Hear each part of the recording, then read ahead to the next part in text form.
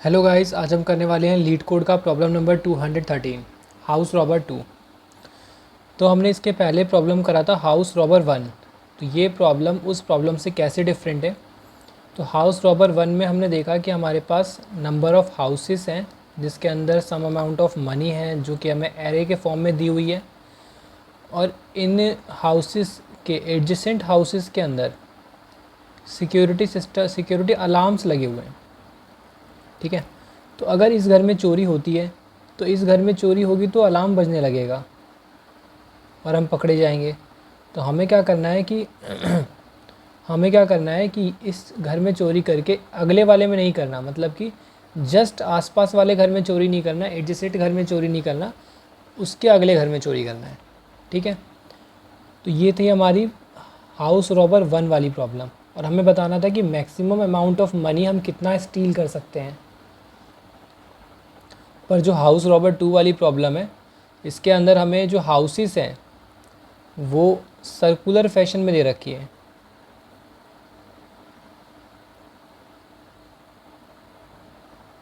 ठीक है, circular fashion में हाउसेस दे रखी हैं और इनके बीच में सिक्योरिटी अलार्म लगा हुआ है। अब यहाँ पे दोनों क्वेश्चन में डिफरेंस क्या आया, बस डिफरेंस पकड़ते हैं दोनों क्वेश्चन का। दोनों क्वेश्चन में ये डिफरेंस आया कि ये जो दो घर नहीं जुड़े हुए थे ये भी जुड़ चुके हैं, अब ये भी ऐसे करके जुड़ गए तो सर्कुलर बन गया। ठीक है, अब इस घर में चोरी होगी तो इसमें नहीं हो सकती, इसमें होगी तो इसमें नहीं हो सकती, यही डिफरेंस है। इस क्वेश्चन को हम सबसे इजी तरीके से करेंगे। आपको लगेगा आपने हाउस रॉबर 1 को ही वापस कर लिया। एक बार आप ज़्यादा क्लैरिटी के लिए हाउस रॉबर 1 वाली वीडियो देख लेना, या अगर आपको वो प्रॉब्लम आता है तो फिर आपको ये बिल्कुल समझ में आ जाएगा। तो एक बार मैं हाउस रॉबर 1 बता देता हूँ कि हमने कैसे किया था। हमने उसमें एक सॉल्व फंक्शन लिखा था, सॉल्व फंक्शन, जिसके अंदर नम्स पास होता था और इंडेक्स। ठीक है, इसके अंदर भी सेम फंक्शन होगा, और इसमें हमारी बेस कंडीशन क्या होती थी, IDX is greater than equal to nums dot length. तो हम यहाँ पे कर देते थे रिटर्न ज़ीरो। रिटर्न ज़ीरो क्यों करते थे, क्योंकि अगर IDX, अगर चोर इसके आखिरी वाले घर पे पहुँच जाएगा और फिर इसके आगे जाएगा इसका इंडेक्स, तो वहाँ पे तो कोई पैसे नहीं मिलेंगे, तो इसलिए ज़ीरो रिटर्न करते हैं। अब इसमें हम लगाते हैं अपना एक्सक्लूड और इंक्लूड वाला कॉन्सेप्ट। तो एंट इंक्लूड, अब सबसे पहले हम मान के चल रहे हैं कि हम जिस भी इंडेक्स पर अभी हैं, हमारा फंक्शन अभी जिस भी इंडेक्स पर है, तो हम उसमें चोरी करने वाले हैं। चोरी करेंगे तो हमें क्या मिलेंगे, पैसे मिलेंगे वहाँ से, और पैसों को हम क्या करेंगे, इंक्लूड करेंगे, मतलब ऐड करेंगे। तो नम्स IDX हम ऐड कर देते हैं, अभी वाले पैसे हमने ऐड कर दिए। अब हमने किस में ऐड किया, आगे आने वाले पैसे में। अब हमने कहा कि इस घर की चोरी तो हो गई, और इसमें हम नम्स पास कर देंगे और IDX प्लस 2 पास करेंगे। 2 क्यों पास किया, क्योंकि अगले घर में चोरी नहीं हो सकती, तो इसलिए हम एक घर छोड़ के दूसरा घर, तो मतलब दो से हमें इंडेक्स को अपडेट करना पड़ेगा। ठीक है, वैसे ही हमने बोला कि अब एक्सक्लूड करते हैं, मतलब कि हम जिस घर पे खड़े हैं हमें वो घर नहीं चाहिए, क्योंकि चोर के पास तो दो ही चॉइसेस है, या तो वो उस घर जिस घर पे खड़ा है उस घर में चोरी करे या फिर नहीं करे। उन दोनों चॉइस में से उसे एक ही चॉइस चुननी है, तो इन दोनों में से ही कोई एक चॉइस होगी उसके पास। अब इंक्लूड वाला तो हमने देख लिया, अब एक्सक्लूड वाला देखते हैं। एक्सक्लूड वाले में कोई मनी ऐड नहीं होगी क्योंकि वहाँ पे कोई चोरी नहीं हुई। तो नम्स, और इसको कितने से अपडेट करेंगे, इसको 1 से ही अपडेट करेंगे, इस घर से सीधा इस घर पे ही जाएंगे, और फिर डिसाइड करेंगे कि इसमें चोरी करनी है या नहीं करनी है, वो उसका फंक्शन है, वो ये करके दे देगा। हमें उसके बारे में ज़्यादा नहीं सोचना, हमें बस अभी वाले फंक्शन पे ध्यान देना है। ठीक है, तो ये तो हो गए। अब ये करने के बाद हमने क्या देखा था पिछली वीडियो में, कि हमें मैक्स रिटर्न करना है, इन दोनों का मैक्स। क्यों मैक्स, क्यों, क्योंकि हमारे पास दो ही चॉइसेस है, इंक्लूड या एक्सक्लूड। अब हमें निकालना है कि मैक्सिमम मनी चोर कितना स्टील कर सकता है। कई लोग यहाँ पे इंक्लूड प्लस एक्सक्लूड लिख देते हैं, but include plus exclude is not correct. वो इसलिए क्योंकि आपने तो फिर सारे ही पैसे जोड़ लिए, आपने इंक्लूड किया तब भी जोड़ा, एक्सक्लूड किया तब भी जोड़ लिया, ये तो गलत है। तो इंक्लूड और एक्सक्लूड का हमें मैक्सिमम निकालना है, math dot max include comma exclude. ठीक है, ये फंक्शन आपको समझ में आया कि ये फंक्शन कैसे काम कर रहा है। हमने इसका ड्राई रन बहुत अच्छे से किया है पिछली वीडियो में, हाउस रॉबर 1 में। तो इसमें इतना नहीं करेंगे, उसमें हमें बहुत टाइम लगाता ही करने में। तो ये तो हमारा सॉल्व फंक्शन हो गया, ठीक है। इसमें हमें कोई अलग से रिकर्जन नहीं करना हाउस रॉबर्ट 2 में, ये इसकी एक अच्छी बात है कि हमें इसमें दोबारा से रिकर्जन के ऊपर दिमाग लगाने की ज़रूरत नहीं। और बाकी इसको मेमोराइज़ तो आप कर ही लेंगे, मेमोराइज़ करना सबको आता है कि एक डीपी एरे बनाएंगे, यहाँ पर हमारी इफ़ वाली कंडीशन आ जाएगी कि if DP of I D X is not equal to -1, तो रिटर्न कर दो DP of I D X को। एक स्टेप यहाँ पे चेंज आता है मेमोराइज़ करने में, एक यहाँ चेंज आता है, यहाँ पे लिख देंगे DP of I D X equal to, मतलब असाइन कर देंगे आई डी एक्स पे ये वाली वैल्यू, ठीक है। 2 स्टेप का चेंज आता है बस, एक यहाँ पे चेक करना होता है और यहाँ पे DP of I D X को अपडेट करना होता है, और हमारा पूरा मेमोराइजेशन हो जाएगा फंक्शन का। अब देखते हैं हाउस रॉबर्ट 2 में सर्कुलर आ गया तो क्या करेंगे। तो डिफरेंस क्या है, आप डिफरेंस पे सोचिए, डिफरेंस पे सोचेंगे तो आपको जवाब बहुत जल्दी मिलेगा कि पहले और लास्ट वाले घर को जोड़ दिया है इस बार इसने। तो मतलब अगर पहले घर में चोरी कर ली हमने तो इसमें श्योर हम नहीं करेंगे, और अगर इसमें चोरी कर ली, इसमें चोरी नहीं करी, तो इसमें कर सकते हैं चोरी, है ना। पर एक बात की श्योरिटी है कि अगर एक भी हमने चोरी कर लिया तो अगला वाला तो नहीं करेंगे, नहीं करेंगे तो we can completely remove it. तो मैं कहना चाहता हूँ अगर मैं इसको नाम दे दूँ 1 2 3 4 एंड 5, ये हमारे घर के नाम है। अब मैं बोल रहा हूँ कि मैंने 1 2 3 4 एक साइड को ले लिया, ठीक है। 1 को लेना ना लेना अभी इस एरे की मर्ज़ी है, उस पर हम कुछ नहीं कह रहे, बट हमने कहा हमने तो अपने एरे में 1 ले लिया ना, हमने 1 ले लिया तो हम 5 को एलिमिनेट करेंगे, 5 नहीं ले सकते क्योंकि दोनों ले सकते हैं ये पॉसिबल नहीं है, ठीक है। अब दूसरा हमने क्या किया, हमने दूसरा एरे बनाया 2 3 4 और 5 का, इस बार हमने लास्ट वाला ले लिया, लास्ट वाला ले लिया, पहला वाला छोड़ दिया, दोनों साथ में नहीं ले सकते, इसको ले लिया या नहीं लिया वो इस एरे की मर्ज़ी है, ठीक है। और आप लोग अगर ये सोच रहे हैं कि इसको मान लो इसमें एक्सक्लूड कर दिया और सिर्फ इतने में लिया तो 1 तो वैसे ही छूट गया, ऐसे नहीं छूटा। 1 ये 5 अगर एक्सक्लूड हो गया तो वो केस इसमें कवर हो जाएगा, 1 इसमें तो है ना। और फिर हमें इन दोनों का क्या निकालना है, मैक्स, कि भाई अगर पहला वाला एलिमेंट हो तब क्या आंसर आ रहा है, और लास्ट वाला हो और पहला वाला ना हो तब क्या आंसर आ रहा है, और इसका हमें क्या रिटर्न करना है, मैक्स। तो कैसे करने वाले हैं इस क्वेश्चन को, एक बार और अच्छे से समझ लेते हैं इसे। हमारे पास एक नम्स एरे है, नम्स इक्वल टू 1 2 3 और 1, ठीक है। हम यहाँ से 2 एरे बनाएंगे, एक बनाएंगे नम्स 1 जिसमें हम वैल्यू डाल देंगे 1 2 3, और दूसरा एरे बनाएंगे नम्स 2 जिसमें हम वैल्यू डाल देंगे 2 3, 1, ठीक है। ये हमने 2 एरे बना लिए, नम्स 1 और नम्स 2। अब नम्स 1 को हम पास कर देंगे अपने सॉल्व फंक्शन में, तो सॉल्व नम्स 1, 0, ये हमारा आंसर 1 आ गया। और आंसर 2 क्या आ जाएगा, आंसर 2 आ जाएगा सॉल्व नम्स 2, 0, यह आंसर 2 आ गया। और एट लास्ट हम अपने जो हमारा जो दिया हुआ फंक्शन है उसके अंदर रिटर्न कर देंगे math dot max answer 1, answer 2, और यही हमारा आंसर हो जाएगा। तो हमने इसमें कोई एक्स्ट्रा एफर्ट नहीं किया, बस थोड़ा सा यहाँ दिमाग लगाया कि ये फर्स्ट और लास्ट वाले को के अंदर कनेक्शन है, तो हम किसी एक को ले लेंगे और फिर चेक कर लेंगे, और फिर दूसरे को ले लेंगे फिर चेक कर लेंगे। अगर आप थोड़ा और अच्छे से सोचेंगे तो इन दोनों में ही सारी कंडीशंस कवर हो चुकी हैं, ठीक है।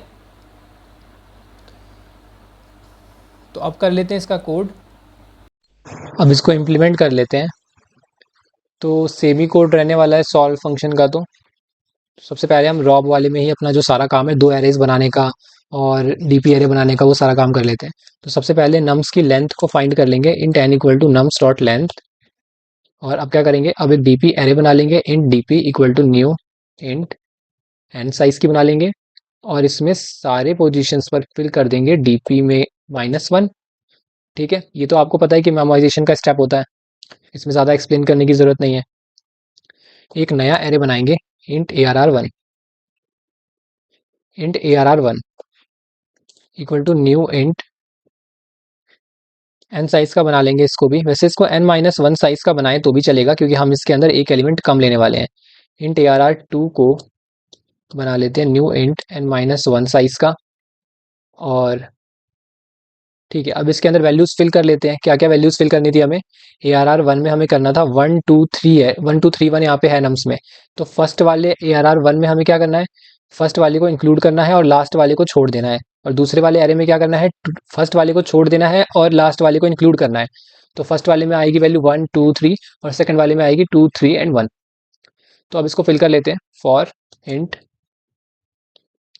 i equal to 0, i less than n, i plus plus, एक ही लूप यूज कर लेंगे और कंडीशंस लगा देंगे। If i not equal to 0, अगर i 0 नहीं है ना, या फिर अलग अलग ही हम रन कर लेते हैं, इसमें फालतू में ज़्यादा सोचना पड़ेगा। i equal to 0, i less than n-1 कर देते हैं यहाँ पे। तो ARR1 में हम डाल देंगे ith पोजीशन पर नम्स के ith एलिमेंट को। एंड अगला लूप भी चला लेंगे। इंट i इक्वल टू 1 से i less than n, i plus plus. और इस बार क्या करेंगे? ARR2 में i-1 पोजीशन पर डाल देंगे नम्स i को। ठीक है, तो हमने ARR1 और ARR2 फिल कर दिए हैं। ये इंडेक्सेस के बारे में आप खुद सोच लेना, ये सब ड्राई रन करके आप देखेंगे तो आपको समझ में आ जाएगा कि इसमें 1 2 3 पहले एरे में और दूसरे एरे में 2 3 1 ही फिल हो रहा है। ठीक है, अब इन दोनों एरे के साथ हमें क्या करना है? अब अपने सॉल्व फंक्शन को कॉल करेंगे इंट आंसर 1। ये सबसे पहला आंसर जो हमें देगा वो हमें ARR1 से मिलेगा। तो सॉल्व फंक्शन में कॉल करेंगे, सबसे पहले ARR1 को पास करेंगे क्योंकि ये हमारी एरे होगी, और फिर उसके बाद पास करेंगे अपने इंडेक्स को पास करेंगे। इंडेक्स कहाँ? इंडेक्स 0 से पास होगा, और DP एरे को पास कर देंगे। ठीक है, ये हो गया। अब ये तो आंसर 1 कैलकुलेट कर देगा, बट आंसर 1 कैलकुलेट करते टाइम डीपी के अंदर फिलिंग होगी। डीपी के अंदर वैल्यूज क्या होंगी? स्टोर होंगी, तभी तो मेमोराइज हो पाएगा। तो डीपी के अंदर स्टोर हो जाएगी, तो फंक्शन खत्म होने के बाद वो डीपी के अंदर स्टोर ही रहेगी। तो हमें क्या करना पड़ेगा? वापिस से हर डीपी के पोजीशन को, हर डीपी एरे की पोजीशन को -1 से इनिशियलाइज करना पड़ेगा। आपको समझ में आ रहा है कि ये क्यों किया? सबको -1 से वापस इनिशियलाइज कर दिया। अब इनिशियलाइज क्यों किया? ताकि हम अगले वाली कॉल में हमारा जो इनकरेक्ट रिजल्ट ना आए, पहले का सॉल्व डेटा उसके अंदर ना आए। सो ARR2 0 DP, अब इसके अंदर न्यू डेटा आ पाएगा। ठीक है, और एट लास्ट हम क्या रिटर्न कर देंगे? रिटर्न मैथ डॉट मैक्स, दोनों का जो भी मैक्स वैल्यू आएगी वो हम रिटर्न कर देंगे, आंसर 1 आंसर 2। अब अपने सॉल्व वाला फंक्शन लिख लेते हैं। ये सेम फंक्शन हम लिखेंगे जैसा हमने हाउस रॉबर के लिए लिखा था। इंट नम्स आ जाएगा इसके अंदर, कॉमा इंट इंडेक्स आ जाएगा, कॉमा इंट डीपी एरे आ जाएगी। ठीक है, सेम ही फंक्शन होगा बिल्कुल। आप उस वीडियो में जाकर इस फंक्शन को बहुत अच्छे से समझ सकते हैं, बट यहाँ भी समझ लें। If IDX is greater than equal to nums dot length, अगर इंडेक्स बड़ा या बराबर हो जाता है तो क्या करेंगे? रिटर्न 0। एंड रिटर्न 0 इसलिए किया क्योंकि अगर इंडेक्स हर घर से बाहर चला गया, जैसे इससे बाहर चला गया, अगर बाहर चला गया तो क्या होगा? 0 ही तो रिटर्न करेंगे, कोई मनी हमें नहीं मिलेगी।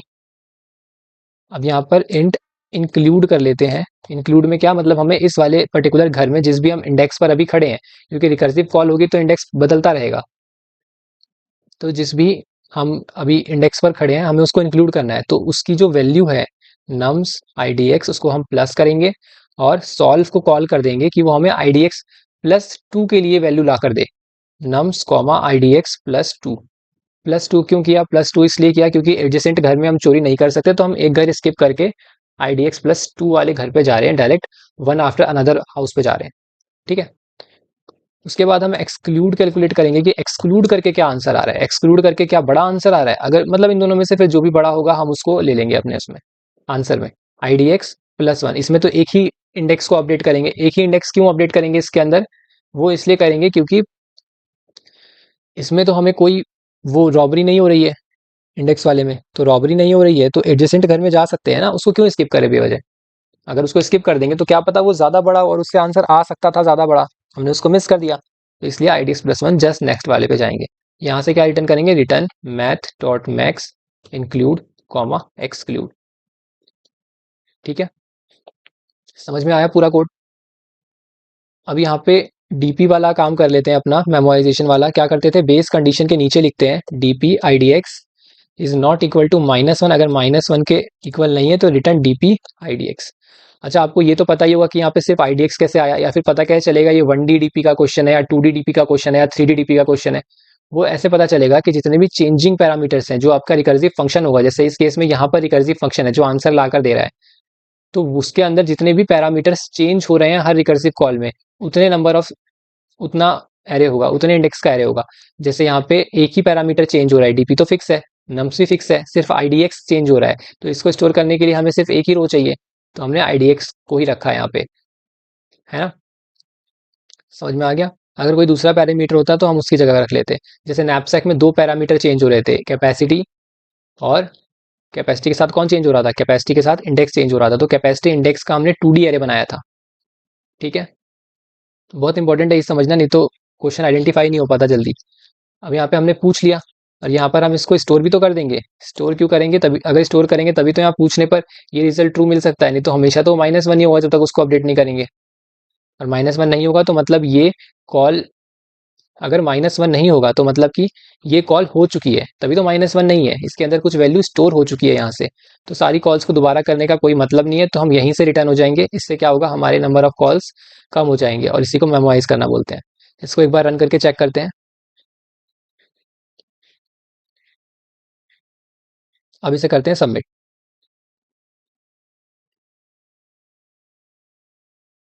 हमारा एक आंसर गलत आ गया है। यहाँ पे हमने एक चेक नहीं लिखा कि अगर एक ही साइज का एरे हो तो क्या करेंगे। ठीक है, अगर if nums dot length is equal to 1 हो अगर, तो रिटर्न कर देंगे। क्या रिटर्न करेंगे, नम्स ऑफ 0 को। क्यों, क्योंकि अभी एक ही साइज का है, तो इस घर में रॉबरी हो जाएगी और हमें अपना जो वैल्यू है वो मिल जाएगा, जो मनी है वो मिल जाएगा। कोई एडजेसेंट हाउस नहीं है तो कोई सिक्योरिटी सिस्टम भी नहीं है। अब हमारा आंसर क्यों गलत आया, इस केस को क्यों नहीं हैंडल कर पाया, क्योंकि हमने एरे को डिवाइड किया है। हमने एक बार फर्स्ट को नहीं लिया और एक बार फर्स्ट को लिया है। ठीक है, अब इसको एक बार करके देखते हैं।